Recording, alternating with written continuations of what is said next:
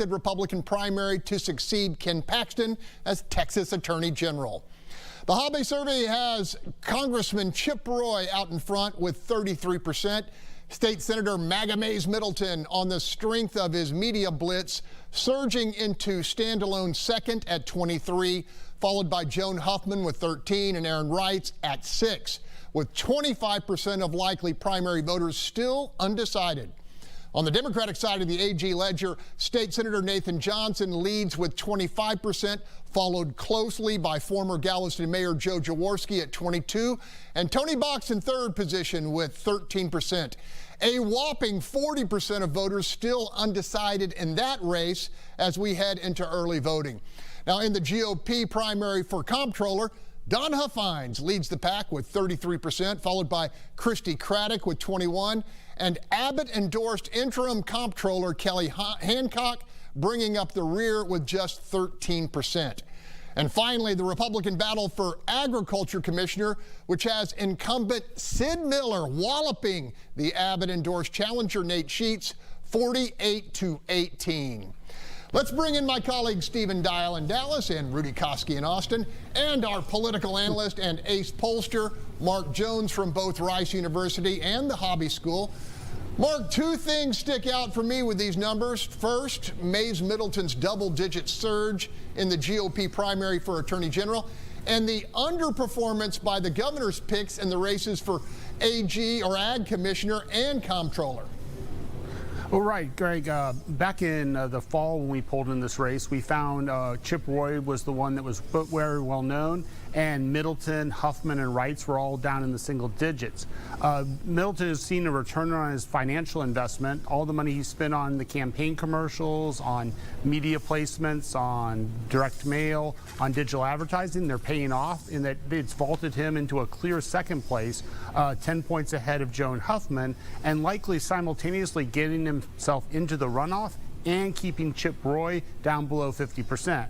You're right then on the the governor's candidates, Kelly Hancock in the controller's race and Nate Sheets in the AG race, agriculture commissioner race, are really lagging. I think Hancock has a good chance with all the money behind his campaign. Remember, this survey was done before a lot of that came out. He has a good chance to essentially leapfrog Christy Craddock and get into second place and set himself to go into a May runoff against Don Huffines. I don't think there's any way, though, he catches Huffines between now and then. And then Sid Miller's numbers are just really good. He's close to 50% in terms of vote intention. And even though Nate Sheets can bring himself up through all the advertising, unless his campaign goes negative and tries to tear Miller down, it's going to be very tough for him to win on March 3rd. All right, Stephen, if there's any bright spot in these numbers for contenders down double digits, it's got to be the substantial number of undecided voters still up for grabs in nearly all of these races. Agree, disagree? Agreed. The undecideds kind of threw me off there, especially when it comes to the Democratic primary for Attorney General, and I know we'll get into that later in the show. 40% of people in that poll still undecided, which means they don't know who the heck the candidates are. And you see some of that in some of the other Republican races as well. All right, Rudy, what tickles your political fancy in this fresh tranche of numbers from the Hobby School? I agree with Stephen. The undecided numbers were huge and eye-popping, but the favorability numbers for Governor Abbott and Lieutenant Governor Dan Patrick certainly are red flags, with the governor only getting 51% and Dan Patrick literally underwater with a negative favorability rating. Those numbers could be a warning sign for potential down-ballot disaster if they don't improve. The other numbers come from another polling that was done and released by the New York Post today. The people who responded to a survey by JL Partners put the GOP Senate race essentially tied. That's big news for Wesley Hunt, who has trailed in most of the polls that have come out, and maybe why Ken Paxton this week announced that he's going to start doing a campaign tour coming out of that virtual version of the Biden basement, Greg. All right, okay. We want to hear from you on the topic of elections. Do you think this latest polling reflects poorly on Governor Abbott's ability to influence political races? Yes, or maybe it's just too soon to tell. Scan the QR code, vote and comment, and we'll have those responses a little later for you. Stay with us. Battleground Texas. We'll be right back.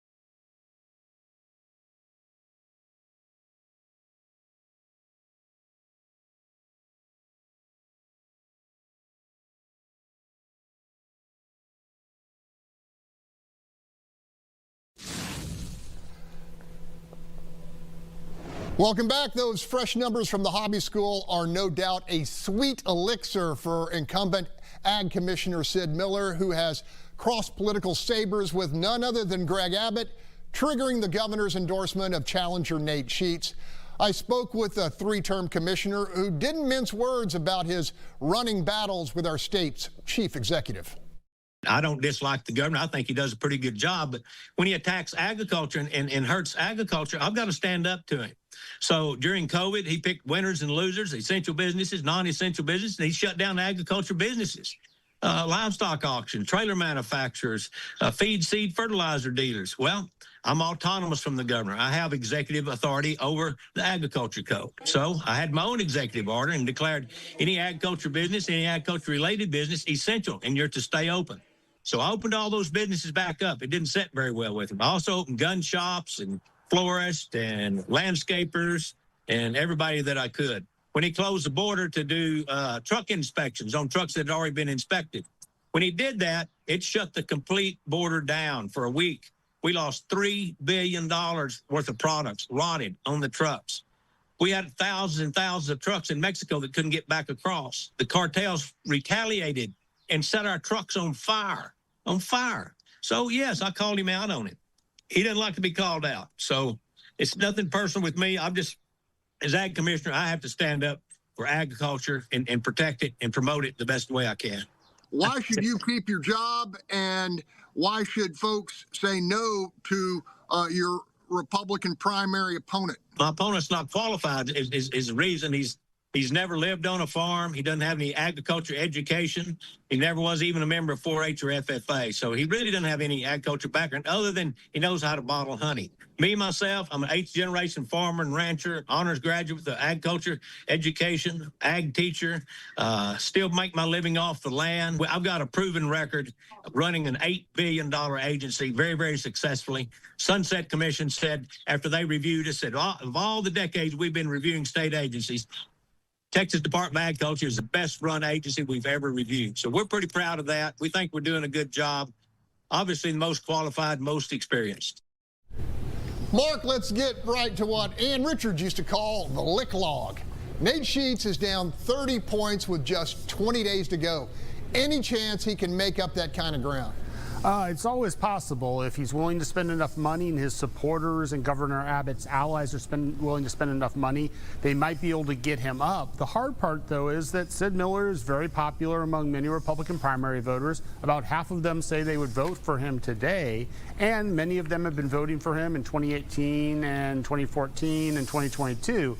So you're probably going to have to go negative against Sid Miller. And at the end of the day, that's going to be difficult. I think Sheets can make it a very good election and the most competitive election Miller's had, but it's going to be very tough to actually eclipse him on March 3rd. All right, Rudy, you heard Sid Miller's counterattack against the governor. I can't wait to get your assessment on that. Well, you know, Greg, you and I both have covered politics under that pink dome for a very, very long time. And listen, this bad blood between the two, no surprise, and it may actually go back to when Sid was in the House and Abbott was the Attorney General. The water, though, you know, I think it's going to get bloodier. Yesterday, Nate Sheets calling for the Attorney General to investigate recent Ag Department social media posts that sure do look like campaign ads. That's what Sheets is claiming. But the funny thing is about that, Paxton would investigate it, and Paxton's been doing his own office media blitz, sending out several media posts about his opinions and legal action. So it's going to get nasty, Greg. All right, Stephen, before he was a honey magnate, Nate Sheets was actually an advertising executive. Is it fair to say he's getting a cruel reminder of just how tough it is to build name ID in a state the size of Texas? You got to spend money to do that, and he just went up with political ads starting today, I believe, for the Ag Commissioner race. And let's go back to Sid Miller, Ag Commissioner, saying it's nothing personal with Governor Abbott. That sounds like he's taking a lot of stuff personal. He says that he's standing up for agriculture, which is his job, what people elected him for.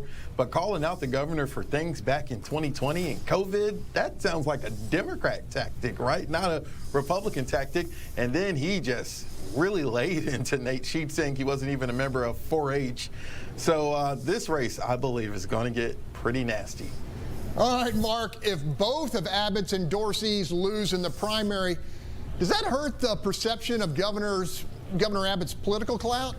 I don't think, not in regard to the ag commissioner, because Nate Sheets wasn't his recruited candidate. He just endorsed him once the campaign was underway. So I don't think Abbott's as closely tied to the Sheets campaign.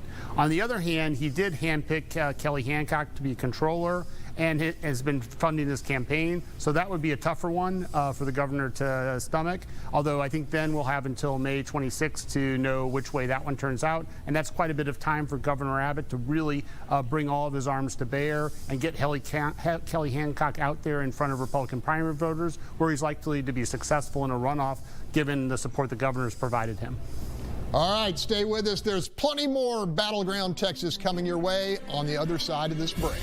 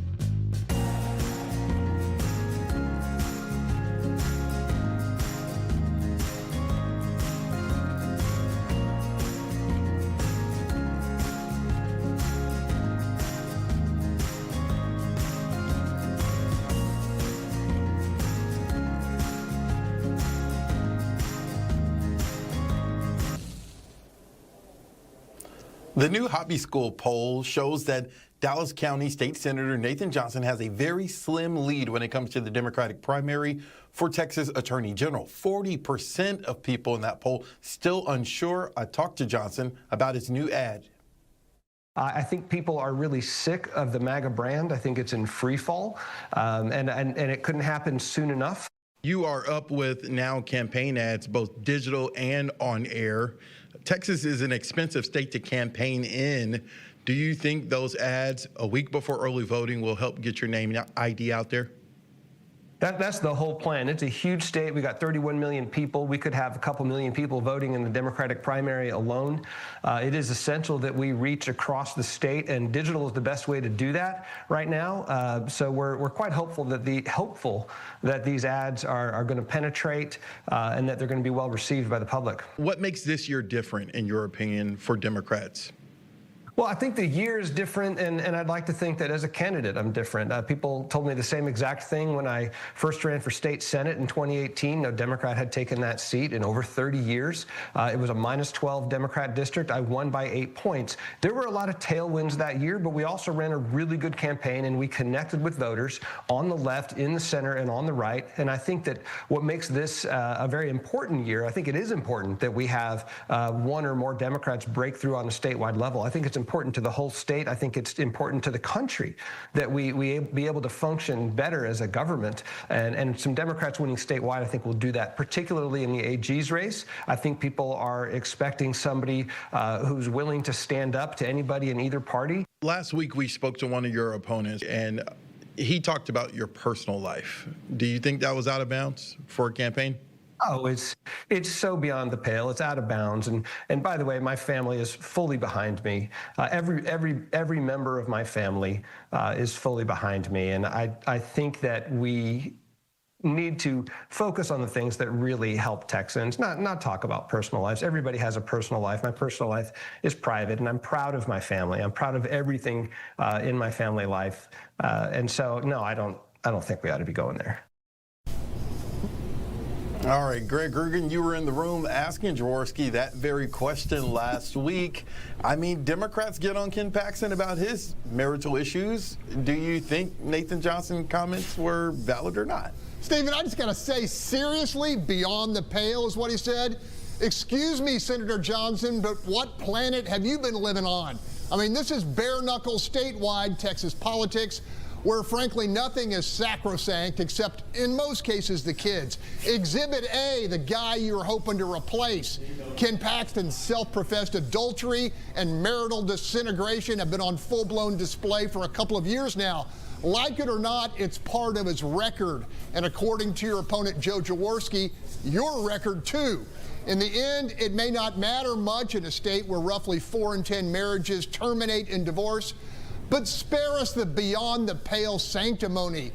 You're asking to be the state's top cop, and to some voters, both moral and immoral past behavior matters. Stephen? Rudy, we aren't really seeing many ads on TV from the Democrats. Do you think now with Johnson paying for one that'll help him on March 3rd? You know, both sides have got to get their faces and their positions out there. Just talking about divorces and talking about that they don't like Donald Trump, that's not going to get it. You know, the people of Texas want to know what they are going to do and in positions. And they're in the hole to begin with because their party is against things like voter ID. And he voted against the issues in regards to keeping biological males out of bathrooms, and voted against the things in regards to sex changes for children. So those are tough issues that he's got to justify to the state, and how he would coexist with a Republican-led, dominated legislature. So they need to get to the issues and stop throwing mud at each other, in my opinion, there, Stephen. Mark, 40% unsure. That's a big number when early voting starts on Tuesday. Why do you think that is? Well, I think while they are doing some advertising, it's very limited digital. Neither the Jaworski campaign nor the Johnson campaign or that of Tony Box, the third candidate, have much in the way of money. And most of the oxygen is going to that Senate race. In our poll, we found that 60% of likely Democratic primary voters don't know who Nathan Johnson nor Joe Jaworski is, and it's a little more for Tony Box. So a lot of people, I think, are going to be going into the polling place and casting a vote for U.S. Senator, and they're going to be learning about the AG ballot being on there when they're in the polling place rather than before. Okay, we're going to leave it there, but don't go away. More of Battleground Texas to explore on the other side of this break.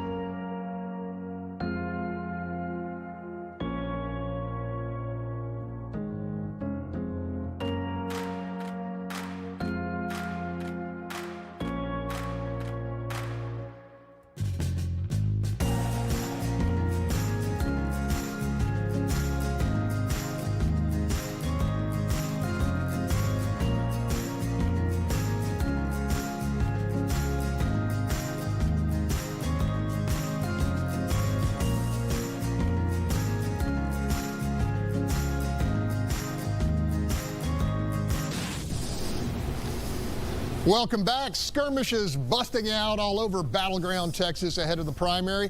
I want to mention the hobby school polling in the Democratic race for governor, where State Representative Gina Hinojosa has a commanding 30-point lead over her nearest rival, Chris Bell.